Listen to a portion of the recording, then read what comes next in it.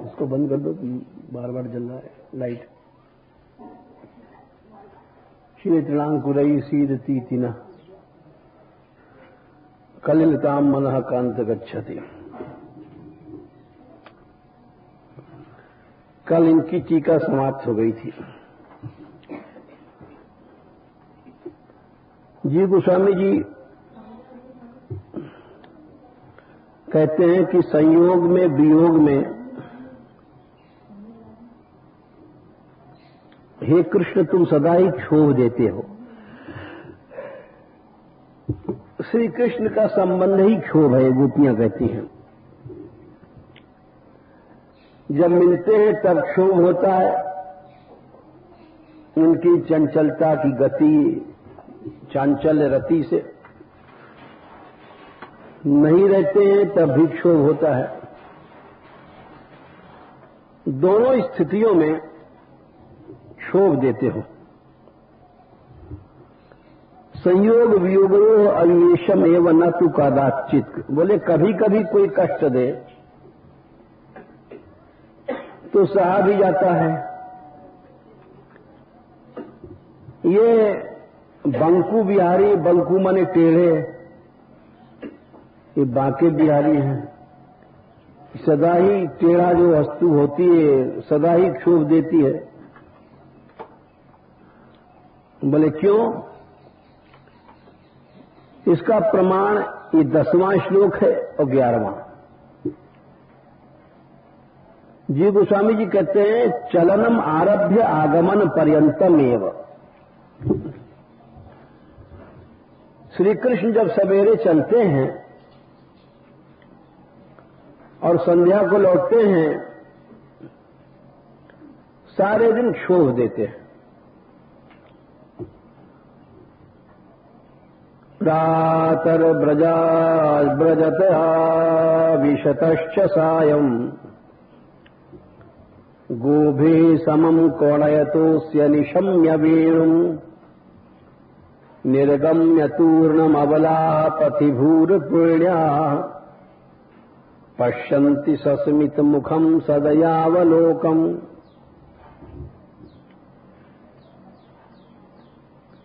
सवेरे श्री कृष्ण जब चलते हैं तो सबसे पहले नंद भवन पर खड़े होकर के अपनी मीठी मुरली बजाते हैं। ये नियम है उनका। प्रातर ब्रजाद व्रजतया विशतश्च सायम्।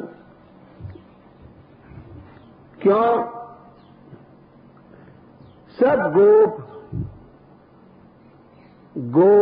गोवत्स ये वंशी सुनकर ही सब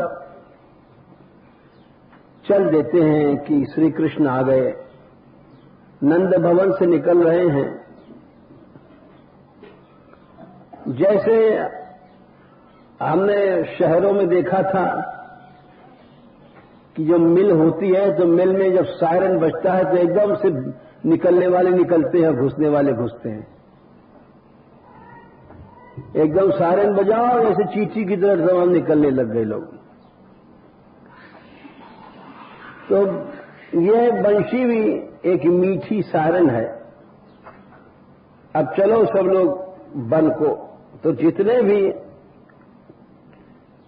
गाय हैं, गोप हैं, बंशी के बजते ही सब चल पड़ते हैं। इसीलिए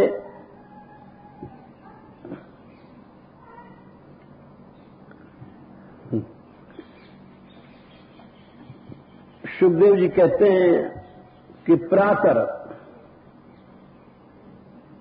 ब्रजात जब चलते हैं, जब बंशी बजती है, प्रातर ब्रजात ब्रजत आविशतश्च सायम्। जब संध्या को लौटते हैं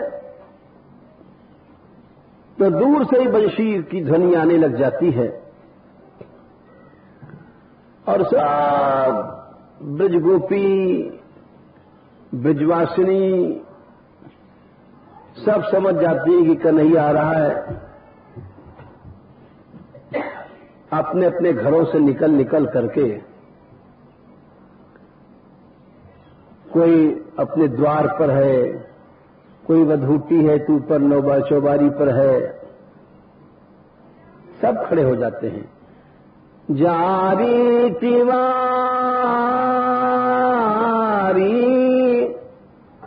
झरो खन मोखन जारी, अपने अपने झरोखों पर, अटाओं पर, चित्रसारिकाओं पर सब खड़ी हैं। क्यों? वंशी सुनते ही। इसीलिए प्रातर ब्रजाज ब्रजत आविशतश्च सायं, संध्या के समय और प्रातः काल वंशी जरूर बजती है। तो जी गोस्वामी जी बोले कि जब सवेरे बंशी बजी थी और संध्या तक श्री कृष्ण से कष्ट ही कष्ट मिलता है। अरे बोले क्यों मिलता है? बोले एक तो आते हैं सवेरे, संयोग हुआ तो कष्ट हुआ,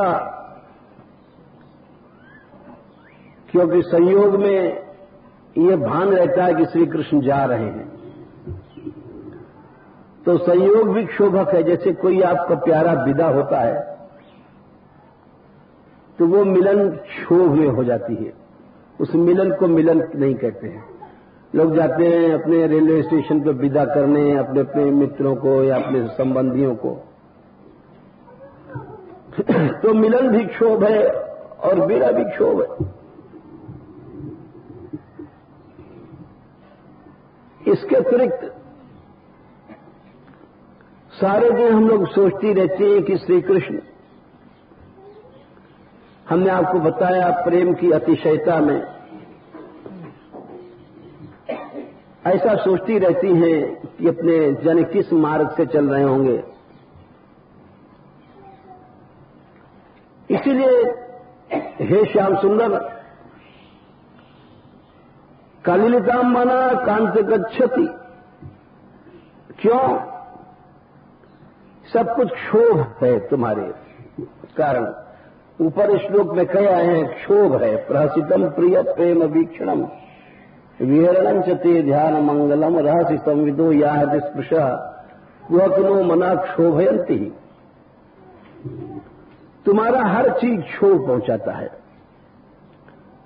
मुस्कुराना क्षोभ है, तुम्हारा देखना क्षोभ है, तुम्हारी चितवन क्षोभ है, तुम्हारा चलना क्षोभ है। इसीलिए किसी ने कहा था कि प्रीति सखी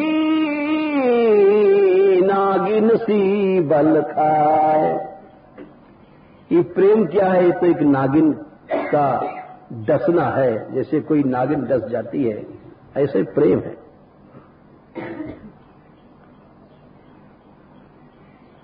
सांवरिया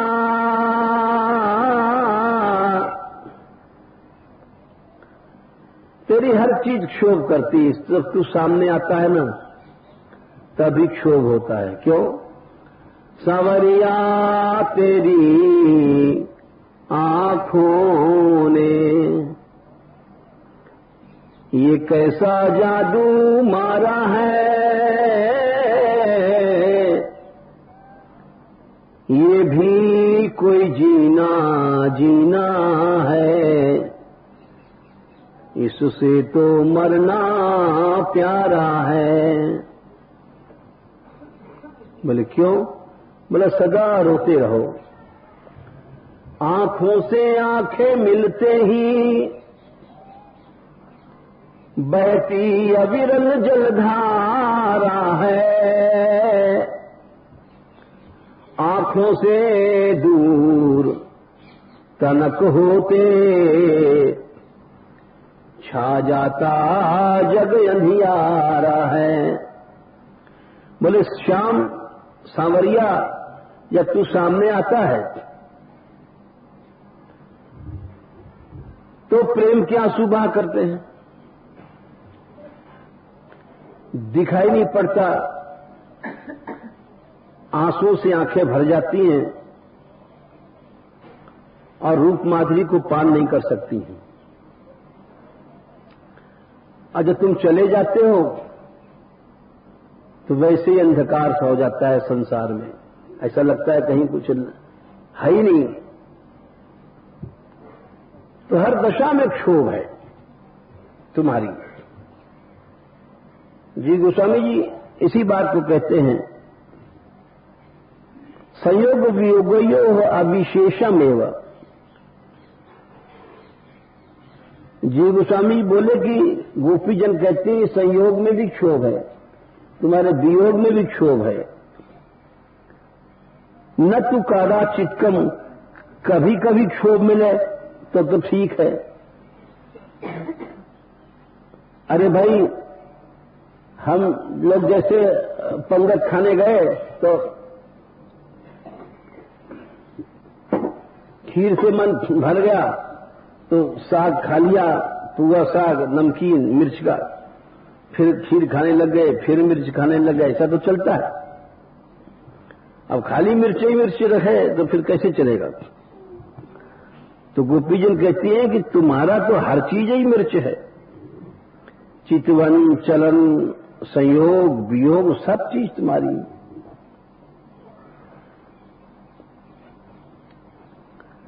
एक बात ये भी शंका वही करते हैं, क्योंकि जैसे सनातन जी कर आए वैसे ये भी कहते हैं कि ये जो गोपीजन कह रही हैं कंकड़ पत्थर पर चलते हो, ये प्रियजन चिंताया विवेके अपरिहार्यत्वात्। ये वही बात कहते हैं कि सच में प्रेम का स्वभाव है। अब आप यही देखिए कि विभीषण ने देखा राम का प्रताप, जानते थे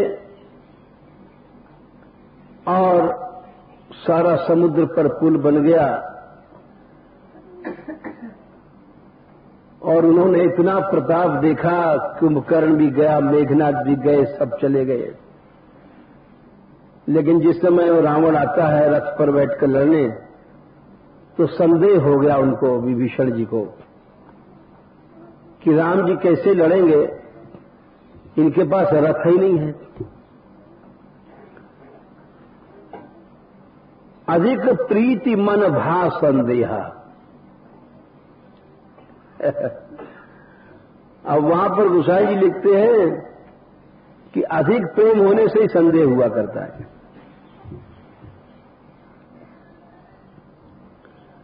और उन्होंने रावण रथी विरथ रघुवीरा संदेह किया भगवान से स्वयं से। तो उन्होंने समझाया, देखो ये तो रथ एक आडंबर मात्र है, वो रथ और है जिससे विजय मिला करती है। वहां पर उन्होंने वर्णन किया।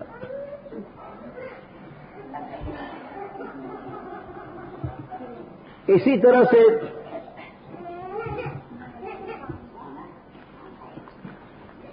ये अधिक प्रेम में ऐसा होता है। इसी तरह से कौशल्या जी को पता था कि ये जाने कितने चमत्कार देखे उन्होंने, ये अधिक प्रेम में ऐसा हुआ करता है, स्वभाव ही हम बता रहे हैं, ताकि ऐसा न मालूम पड़े कि केवल गोपीजन के बारे में जो आचार्य कह रहे हैं ये सब जगह है। कितना बड़ा प्रताप उन्होंने ताड़का, सुबाहु आदि को संहार किया, मारा, मारीच को पराजित किया। अभी क्या है ये, ऐसा संदेह क्यों है? और यही नहीं, घोर निशाचर विकट भट समर गनहि नहीं काओ, मारे सहित सहाय किमि खल मारीच सुबाओ। कैसे मारीच से लड़े होगे, कैसे सुबाहु से लड़े होगे, तुम कैसे? फिर वो संदेह का उत्तर स्वयं देती हैं, क्योंकि प्रेम बड़ा विचित्र होता है। प्रेम ऐश्वर्य का लोप कर देता है, बस यही चक्कर है। अब सब कुछ सुन रही हैं कि राम ने ही मारा, ताड़का सुबाहु सबको राम ने ही धनुष तोड़ा, राम से ही पराजित भये परशुराम। लेकिन फिर बोली, राम के ऊपर विश्वास नहीं हुआ, क्योंकि प्रेम की अतिशयता है। बोली, मुनि प्रसाद बलिता तो तुम्हारी। अरे राम, तेने सब जो काम किया, ये तो सच में मुनि विश्वामित्र की कृपा थी। और ईश अनेक करवरे टारी, और भगवान जो है उसने सब तुम्हारी बाधा टाल दिया, नहीं तो तुम्हारे में क्या है। इसको प्रेम कहते हैं। अब यहां पर आया है कि यशोदा मैया के यहां द्वार पर जब श्री जी गई, सब जगह यही है, प्रेम जो होता है उसका ऐश्वर्य से परता नहीं खाता है, स्वाभाविक है। अब यहां देखिए ना कि श्री जी राधिका रानी खेल रही थी यहां प्रेम सरोवर में, संकेत बट के इधर। तो वहां श्री कृष्ण से प्रथम भेंट होती है, सूरदास जी ने कहा, और वहां पहले पहले राधा रानी को देखते हैं श्री कृष्ण। बूझत श्याम कौन तू गोरी, अरे जल्दी इसको बुझा दे लाल।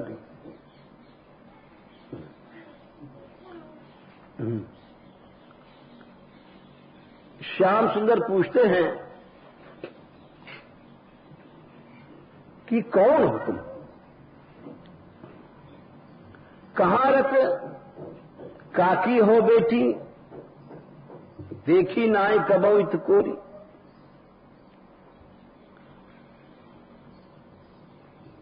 कौन की तुम लाली हो, कहां रहती हो, आज तक तुमको देखा ही नहीं कभी। और बड़े चकित भये श्री राधिका रानी को रूप देख करके, और आश्चर्य करते कि ऐसा रूप आज तक कभी देखा ही नहीं हमने। तो श्री जी कहती हैं, काहे को हम ब्रज में आवत, खेलत रहतिया अपनी पौरी। हम क्यों आवे, हाँ हमारो काम का है खेलवे, हम तो अपने पौरी पे खेलें, बाबा की पौरी पे। और तुम तो, श्री जी ने नहीं पूछा तुम कौन हो, ठाकुर जी पूछते हैं। क्यों पूछते हैं? अब इसके दो कारण हैं। एक तो ये कारण है कि जानबूझ के भोले बन रहे हैं। जो चतुरचंट होता है वो सब कुछ जानबूझ के भोला बन जाता है। आपको पहचान लिया, जैसे आजकल के मिनिस्टर लोग हैं, जान भी जाएंगे, न पीए बता देगा कि फलाने सिंह मिलने आए हैं, तो आप देख करके जानते हैं कि कौन आए हैं, अच्छा आप कहां से आए हैं। तो ये सब आज चतुरता चालाकी एक ये भी कारण है। दूसरा, रसिक लोग इस पद का अर्थ ये भी करते हैं कि चालाकी की बात नहीं है। श्री स्वामिनी जी का रूप ही ऐसा है कि श्री कृष्ण को बुद्धू बना देता है। अब दोनों कारण हैं और दोनों प्रकार के अर्थ हैं। बूझत श्याम कौन तू गोरी, कुछ नहीं मालूम है उनको कहां रहते, लेकिन श्री जी तो स्पष्ट कह देती हैं, अजी हम तुम्हें जाने, परिचय नहीं पूछते कि तुम कौन हो और तुम कौन के बेटा हो। वो तो कहते हैं कि सुनत रहते श्रवणन एक ढोटा और करत फिरत माखन की चोरी, कहा तुम वही हो? सीधे सत्य बात कह दिया, वो कोई लगाव भगाव कुछ नहीं। सुनत रहते श्रवणन नंद ढोटा, सुना करे कि नंद के कोई लाला हैं और जो माखन चुराए करे जी, माखन चोरे, उधम मचावे, पनघट पे घगरी फोड़े, बहुत सी बातें हैं, तो तुम वही हो कहा? आप तो नंदलाल के होश फाकता है दे। एक तो पहला परिचय बड़ा गड़बड़ा, पहले पहचान भई, और first impression is the last impression. तो उन्होंने कहा कि अरे तुमरो कहा चोर हम लीने, हमें आपको कहा चुराओ? तो खैर श्री जी को ले गए कि आप चलो हमारी पूरी। तो वहां जब यशोदा जी देखती हैं तो तुरंत ऐसा रूप देख करके सूर्य नारायण को आंचल पसारती हैं, कहीं गिरिराज जी मनाती हैं। अब वो क्या है, ये माधुर्य है। अरे सूरज नारायण और ये सब नित्य नारायण वारायण, अब वो समझ रहे कि बेचारे छोटे जो लाला लाली हैं, ये संबंध बना दे लोग बेचारे दैव देवता। तो वैसे ये सब माधुर्य का स्वभाव है, इसी से माधुर्य बनता है। माधुर्य में ये जरूरी है। आप कहोगे नहीं तो इसकी क्या जरूरत है? बोले नहीं, माधुर्य में जैसे कि एक उदाहरण देखो कि आप कोई तीखी चीज खाने के बाद फिर मीठी चीज खाओ तो अधिक मधुरता लगेगी। तो एक स्वभाव है माधुर्य का। माधुर्य का स्वभाव यह है कि जो उद्दीपन है, उद्दीपन से रस पैदा हुए और फिर उसके बाद में जितना रस बढ़ेगा उतनी आस्वादन में आनंद आवेगा। ये नियम है। विभाव अनुभाव संचारी योग संयोगाद रस निष्पत्ति। विभाव में नायक है, नायिका है, उद्दीपन है। जैसे बहुत सुंदर नायिका है, बहुत सुंदर नायक है, उद्दीपन भी बढ़िया है, चांदनी रात है, बढ़िया फूलन की शैया है, तो रस निष्पत्ति होगी। उद्दीपन आवश्यक है। अब लू चल रही है और जल्दी जल्दी पांव पजर रहे हैं, पांव में चप्पल नहीं, जूता नहीं, तो जो रसवस भी हो वो सब सूख जाएगा। तो उद्दीपन आवश्यक है। इसी तरह से ये नायक के गुण, नायिका के गुण, नायक की लीला, नायिका के लीला, नायक के चरित्र, नायिका के चरित्र, ये सब प्रमुख उद्दीपन में माने गए हैं। इनको उद्दीपन माना हुआ है। यदि उद्दीपन नहीं होंगे तो फिर रस की निष्पत्ति नहीं होगी। ये नियम है। तो जब नायक कोई पराक्रम विशेष दिखावे तब एकदम रस का उद्दीपन हुए। जैसे राम ने धनुष तोड़ा, अब वो अगर राम जी विशाल शरीर सहस्त्रबाहु अर्जुन की तरह और रावण की तरह और ऐसा शरीर बना के जाते, जब तोड़ते, जब आनंद न आता। माधुर्य और रस तभी है जब कोमल शरीर है, और कैसे तोड़ेंगे, मन में बड़ी शंका है, मन में बड़ी चिंता है, फिर एकदम रस वो धनुष टूटे हो तो बड़ा अपूर्व आनंद हुआ। तो इसीलिए हमने ये उदाहरण दिया कि ये सब रस के सहायक हैं, जो जिसको हम लोग समझ नहीं सकते। अब ये देखो, आप दूसरा उदाहरण समझो कि अब आप जाओ, एक लोटा उठा लो तो कोई तारीफ नहीं करेगा। एक छोटा सा बच्चा है, कोई 1-1.5 साल का, और ऐसे ऐसे करके उठा रहा है, मुश्किल से उठाया, शाबाश शाबाश सब लोग कहने लग जाते हैं। तो एकदम से वो मधुरता चोट करती है। अभी हम लोग रोज लोटा उठाएं तो कोई नहीं कहेगा वाह वाह शाबाश शाबाश महाराज आपने लोटा उठा लिया। तो इसीलिए जितने संचारी हैं ये सब रस के इस तरह से सहायक हुए हैं। ये चिंता है, जड़ता है, ये सब जा करके इनकी चोट रस पर पहुंचे। कोई ये न समझे कि प्रेम में ये सब चीजें जरूरी क्यों हैं। ये जितने भी विधान हैं वो सब रस के लिए हैं।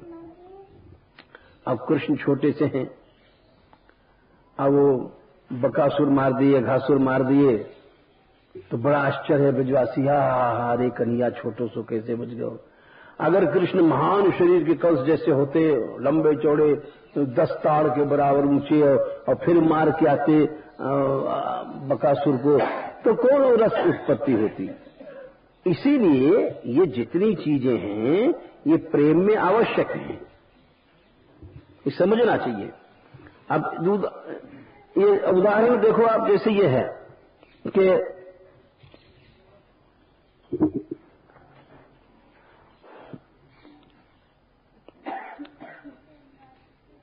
जब मंच पर चढ़े राम जी धनुष तोड़ने के लिए, विश्वामित्र ने आज्ञा दिया कि उठाओ राम भंजहु, अब भव चापा महादेव जी को धनुष तोड़ो। चढ़े मंच पर, जब चढ़े तो सीता जी की मां को धक धक होने लग गई। अरे इतना छोटा बच्चा राम और इतना बड़ा धनुष तोड़वा रहे हैं, अब वो धक धक हो रही है। लेकिन वो धक धक क्यों हो रही है? वो धक धक रस को दीपन में सहायता करेगी। जब एकदम धनुष टूटेगा तो कितना आनंद होगा। रामई प्रेम समेत लखी सखिन समीप बुलाए, सीता मात स्नेह बस कहत बचन बिलखाए। और विकलता इतनी भई कि सखी सब कौतुक देखन हारे, ये सब यहां तमाशा देख रहे हैं। और जीव कहावत हेतु हमारे कुटुंब कुंबा के बैठे हैं सब, इनमें अक्ल नहीं है, ये हमारे सब राजवंशी बैठे हैं। और कौन बुझाए कहे गुरपाही, ये बालक असी हठ भल नहीं। ये बच्चा है, ये हठ करके धनुष तोड़ने जा रहे हैं, गिरगिरा पड़ेंगे कि लग लगा जाएगी, और कोई इनको मना नहीं कर रहा है। हमारे सभी तेजी बैठे, इनकी कैसी बूढ़न की कल मारी गई।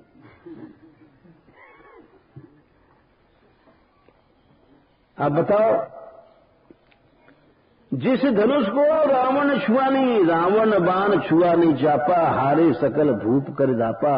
और 10-10 हजार राजा एक साथ लगे और शोधन राज कुंवर कर दे ही, बाल मराल की मंदर नहीं। हंस को छोटा सा बच्चा और उस पर मंदराचल पहाड़ रख दो, कैसी बुद्धि इनकी मारी गई, कैसी उपमा है। हंस के छोटा से बच्चा पे और कोई पहाड़ रख दे। अब भूप से आलप सकल सिरानी, और हमारे जो पति राजा जनक जी हैं ये तो महाबुद्धि निकले। इनकी सियारत कुशलता ठंडी हो गई, न जड़ हो गए इनकी असल, ब्रह्म ज्ञान में जड़ बन गए। और सखी विधि गति कछु जात ने जानी, बताओ सबकी अक्ल मारी गई, इतना ज्यादा उनके हृदय में। अभी वही बात है, अधिक प्रीति मन भा संध्या, वही बात आ रही। देखिए फिर वो सखी बोली चतुर सखी मृदबानी, तेजवंत लघु गणीय न रानी। हे रानी, तुम इनको छोटा मत समझो। बोले क्यों? अरे कहां कुंभज कहां सिंधु पारा। अगस्त ऋषि का नाम है कुंभज, घड़ा से पैदा भय। अगस्त ऋषि घड़ा से पैदा है, इसीलिए उनका कुंभज नाम है। बोले अगस्त के बाद कुंभ मने घड़ा को ला के रख दो, तो कहां समुद्र कहां घड़ा। 2-4 करोड़ अरब नहीं जाने कितने घड़ा डुबो दो समुद्र में, तभी समुद्र क्या घड़ा क्या करेगा उसका। और जो घड़ा से पैदा हुआ है कुंभज, वो और छोटा होगा। घड़ा का बेटा तो होगा कोई सकुरा उकुरा जैसा, कुल्लड़ उल्लड़। सखी कह रही है कि कहां तो कुंभज घड़ा का बेटा अगस्त, और कहां सिंधु। जब उसके बाद घड़े की नहीं चल सकती समुद्र के किनारे, तो जो घड़े का बेटा है सकुरा कुल्लड़ की क्या चलेगी। लेकिन बात यह है कि सूखे सुजस सकल संसारा, सारा समुद्र सूख गए। समझा रही है। रवि मंडल देख लघु लागा। देखो सूर्य कितना छोटा सा लगता है, और जब निकलते हैं तो तीनों लोक का अंधेरा भाग जाता है। बहुत से उदाहरण देते हैं। मंत्र परम लग जासु बस। हाथी कितना बड़ा होता है, अंकुश उसको बस में कर लेता है। कामदेव के पास जो धनुष से फूलन का है, वो सबको उसी से बड़े हुए ब्रह्मा सबको पटक देता है। तेजवंत हैं। हे रानी आप धीरज धरो। और इस तरह से अब उनको तो समझा रही है, लेकिन ये सवाल है क्यों। ये प्रेम का रोग है। स्नेहा पाप शंकी। प्रेम में चिंता, जड़ता, ये सब उसके संचारी भाव हैं। तो हम ये बता रहे हैं कि संचारी भाव इनको प्रेम के अंतर्गत माना गया। क्यों माना गया? क्योंकि इनका जाकर के परिणाम वही रस निष्पत्ति पर ही पड़ेगा। ये सब प्रकारांतर से वही जाकर के रस उत्पन्न करेंगे। इसलिए इनको ये नहीं समझना चाहिए कि ये बेकार की चीजें।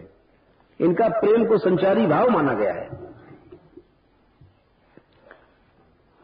अब इधर तो माता को तो समझा दिया सखी ने। अब सीता जी किससे बात करें? मर्यादा है, लज्जा है, संकोच है। आजकल की लड़की थोड़ी है कि ब्याह हुआ और पहले जैसे घंटों माँ बेटी लेपट लेपट रोती थी, अब तो कुछ नहीं। उनका tata bye bye bye bye, अपने मोटर पर चढ़ी चल पड़ी। तो आजकल का हिसाब थोड़ी है। वो तो वहां बोल नहीं सकें, चाल नहीं सकें, लज्जा से प्राचीन संस्कृति है। इनको तो समझा दिया सीता जी की मां को। जब राम ही बिलो की वैदेही सभय हृदय, अब हृदय में भय भया। ये भय क्या है? प्रेम का संचारी भाव। भय भी अनेक प्रकार के होते हैं। एक रौद्र रस के भीतर जो भय है वो अलग होगा। भयानक का जो संचारी भय होगा वो अलग होगा। अब ये प्रेम का संचारी है तो भय, लेकिन वो प्रेम के भीतर, उसकी जड़ प्रेम के भीतर होने के कारण उसका परिपाक प्रेम का परिपाक हो जाएगा। ये अंतर है। इसीलिए इसको प्रेम ही समझा जाता है। वैदेही सीता जी डर रही हैं और बिनवत चहते ही बार बार विनती कर रही, कहीं गणेश जी कर रही, कहीं उनकी देवी कर रही हैं। और मन ही मन मनाव कुलानी होई प्रसन्न महेश भवानी करो सफल अपन सेवकाई। अरे मैया हमने बहुत आरती वारती तुम्हारी उतारा है तो अब वही कर हित हरऊ चाप दरबारी सब जो इसका बोझ हर लो। और गणनायक जय गणेश जी जय देवी मैया सब की सब वही सब क्या है, ये प्रेम के भीतर ये सब प्रेम के संचारी भाव है। चित्त चांचल हो जाना, स्थिरता नहीं रहना है। आज लगे कि तुम सेवा, अरे गणेश जी हमने बड़े बड़े लडुआ तुमको खिलाए हैं कहीं आज वो लडुआ ने मत भूल जाइए और इस तरह से पितु पद सुमिर बहुत मन क्षोभा, बड़ा क्षोभ हो रहा है सिया जी के हृदय में कि हमारे पिता ने ऐसा प्रतिज्ञा क्यों किया। अहा तात दारुण हठ ठानी, समझे तो नहीं कछु लाभ न हानि। हमारे पिता कुछ समझते नहीं है। लोग कहते हैं इनको ब्रह्म ज्ञान है, इनको हानि लाभ कुछ पता नहीं है। अब ये क्या है, ये सब पिताजी का हठ देखो। और जितने बूढ़े बूढ़े मंत्री ये भी इनकी अक्ल नहीं समझाते, ये भी नहीं। सचिव सभा सिख दे न कोई, अब बुद्ध समाज बड़ा अनुचित हुई। बड़े बड़े बुद्धिमान लोगों की सभा में ऐसा अनुचित कार्य हो रहा है कि इतने कोमल है राम जी और सब बैठे बैठे बुढ़े देख रहे हैं। कहां धनु कुशल ऊंचाई कठोरा, कहां श्यामल मृदुगात कशोरा। बड़ा सुंदर उपमा देते, सिरस सुमन कन बेधिए हीरा। सिरस का फूल बड़ा कोमल होता है, उससे हीरा काटना चाहते हैं। सकल सभा कई मति भई भोरी, सारी सभा की अक्ल मारी गई है। इस तरह से ये जितनी चीजें हमने उदाहरण दिए, यही बात ये गोस्वामी लोग कह रहे हैं। बात छोटी सी है, लेकिन वो बहुत से हम उदाहरण इसीलिए दिए कि समझ में आ जाए कि ये प्रेम का संचारी क्यों है और सच में इसका परिपाक प्रेम में ही हो जाके पड़ेगा, इसका परिपाक रस में होगा और ऐसा प्रेम में होता है और होना चाहिए। अगर यही बात देखो, जब श्री कृष्ण रंगशाला में जाते हैं, यहां भी भाई चाणू मुष्टिक शल तोशल ये सब जब कुश्ती के लिए लोग उतरते हैं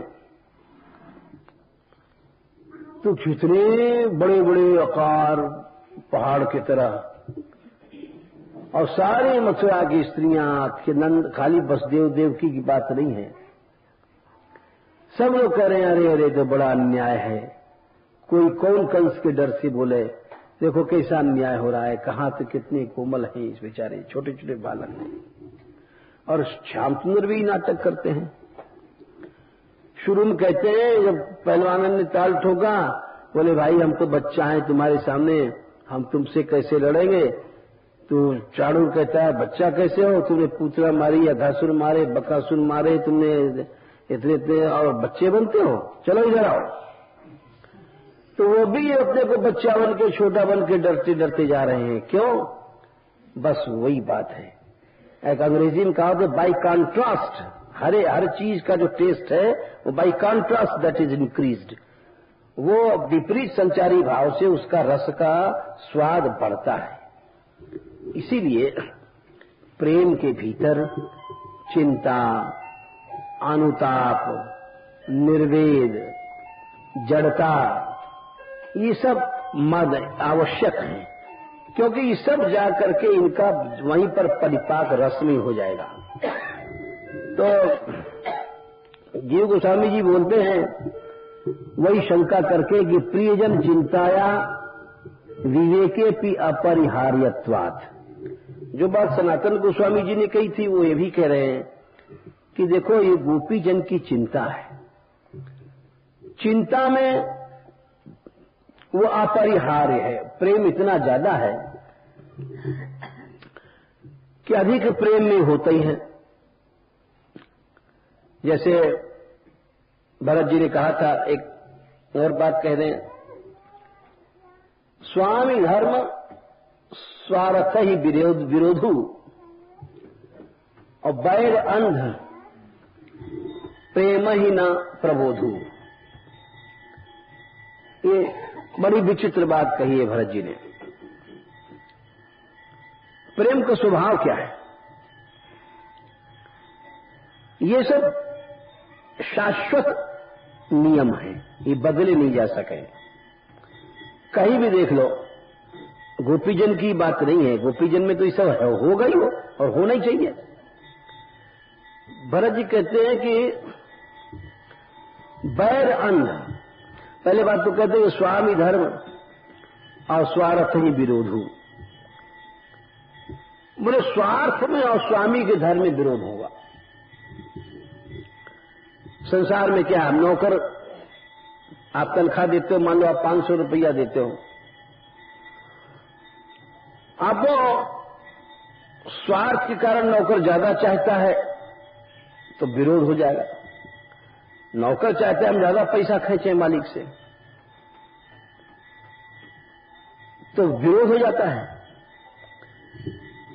तो भरत जी कह रहे हैं कि स्वामी धर्म स्वार्थ ही विरोधु और पैर अंध प्रेम ही न प्रबोधु। स्वामी धर्म क्या है? स्वामी धर्म है रक्षा करना, सेवक की सब प्रकार से रक्षा करना। अब यहां भरत जी कह रहे हैं कि यहां विरोध हो गया, ये बड़ी गजब की बात कह दिया। विरोध के मतलब क्या हुआ? राम तुम्हारे स्वामी हैं और तुम राम के सेवक हो, तुम्हारे में विरोध क्यों हुआ? ये तो बड़ी गलत बात है। ऐसा मुंह से कह देना माने स्वामी धर्म नष्ट हो गया। अगर किसी ने कह दिया हमारा मालिक बिल्कुल कट्टर है, हमारा पालन पोषण नहीं करता, ये हमसे बैर करता है, तो उसका स्वामी धर्म नष्ट हो गया, सेवक धर्म नष्ट हो गया। ये क्या कह दिया उन्होंने? ये तो बहुत बड़ी बात कह गए और रामायण में कह गए। तो उसका उत्तर ये नहीं, विरोध इसलिए है कि जैसे गोपीजन, वो यहां गोपीजन वाली बात आ गई है।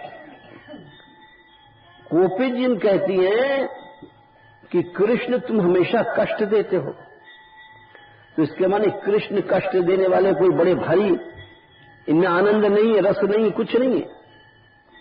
अरे हमेशा कष्ट तो असुरों से मिलता है।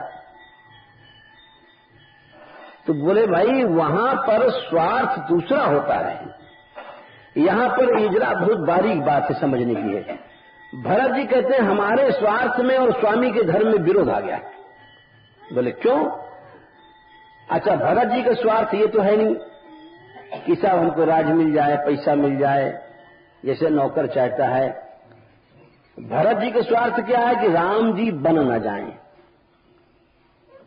ये स्वार्थ है उनका। और स्वामी धर्म क्या है कि स्वामी सेवक की रुचि पालन करना। तो राम जी सेवक की रुचि पालन नहीं कर सकते हैं और मैं अपना स्वार्थ छोड़ नहीं सकता, इसलिए हमारे लोग में विरोध आ गया। तो बोले फिर विरोध तो नाम बुरा है, सेवक स्वामी का संबंध टूट जाता है। बोले नहीं, जब सेवक का स्वार्थ सेवक का स्वामी बन गया, यानी मोटी भाषा में समझो, सेवक का अपना कोई स्वार्थ नहीं है, बस इतना स्वार्थ है स्वामी को सुख मिले, सेवक निष्काम बन गया।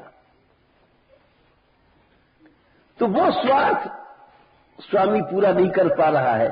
जैसे ये उदाहरण दूसरा समझिए कि आपका बहुत प्यारा नौकर है, आपने कहा अरे भाई तुमने बहुत अच्छा काम किया, तुम्हारा 500 रुपये तनख्वाह 1000 ले जाओ। अब कह रहा है नहीं मालिक, हम तो 500 ही लेंगे। अब दोनों विरोध हो रहा है। तो सेवक चाहता है कि मालिक का 500 रुपये हम क्यों नहीं इन्हीं के पास रहे, और वो सेवक की रुचि का पालन नहीं कर रहा है, कहता नहीं तुमको लेना ही पड़ेगा। तो वहां पर जब सेवक का कोई निजी स्वार्थ, अपना निजी स्वार्थ नहीं है, स्वामी का सुख ही स्वार्थ बन गया है, वहां पर विरोध सुंदर है। इसीलिए यहां पर वो कह रहे हैं, ये बड़ी बारीक बात है, ऐसे हम लोगों का है। जब सारा स्वार्थ खत्म हो जाता है, ऐहिक शारीरिक या कुटुंब वुटुंब का, सबका शक्ति का, केवल इतना ही स्वार्थ रह जाए कि प्रभु को सुख मिले, तो वो स्वार्थ है गोपियों का। तुम ये चरण हमारे हैं और इन चरणों से घूमते हो, इसलिए हमको कष्ट होता है। जैसे यहां भरत जी को हो रहा है, तो वहां गोपीजनों का निजी कोई स्वार्थ नहीं है, अपने प्रेमास्पद को सुख स्वार्थ है। जैसे भरत जी का कोई निजी स्वार्थ, स्वार्थ ही विरोधु, बोले बैर अंध और प्रेम ही न प्रबोधु। बोले बैर तो अंधा होता है। अंधा का मतलब आपके हमारे घर में विरोध आ गया है, अब ना आप हमारे स्वार्थ की ओर देख सकते हो और ना मैं स्वामी धर्म को से देख सकता हूं। हम भी अंधे, तुम भी अंधे। बात सही है। और ऐसा अंधापन तो वो प्रशंसनीय है। स्वामी भी अंधा है, सेवक की रुचि का पालन नहीं कर रहा है, और मैं भी अंधा हूं। मेरा मन ये नहीं कह सकता कि राम बन को जाए, तो बैर अंधा हो गया। न तो मैं आपका देख सकता हूं धर्म वरम, पिता की आज्ञा पालन वगैरह, मैं अंधा बन गया, और ना आप हमारा पालन रुचि कर सकते हो, आप भी अंधे हो गए। तो जब विरोध है तो बैर अंधा होता है। और प्रेम ही न प्रबोधु, और प्रेम में ज्ञान नहीं होता है। अगर ये कहा जाए आपका बहुत बड़ा प्रेम है हमसे और हमारा बहुत प्रेम है, तो भैया आपको भी ज्ञान नहीं है, क्यों प्रेम में ज्ञान ही नहीं होता है। और जो हमारा बहुत प्रेम है तो न हमको भी ज्ञान आपके कष्ट का, न आपको हमारे कष्ट का ज्ञान, इसलिए कुछ नहीं होगा महाराज, तुमको जाना ही पड़ेगा, हमको लौटना ही पड़ेगा, और हे कृष्ण तुमको भैया चुराना पड़ेगा, चाहे हम माथा फोड़े चाहे कछु करें।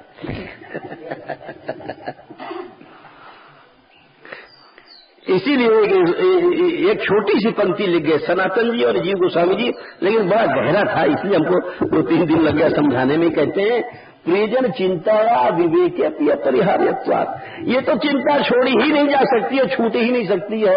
राम को बन जाना ही है, तुम माता कूटो, कुछ भी हम दास से चिल्लाते रहो। और ऐसे गोपीजन है, बोले ठीक है तुम्हारा एकदम कष्ट हो रहा है, लेकिन तो जाएंगे। ये इस मर्ज की कोई दवा नहीं है, ये तो मर्ज बना ही रहेगा। चलो सियत ब्रजाचार्यन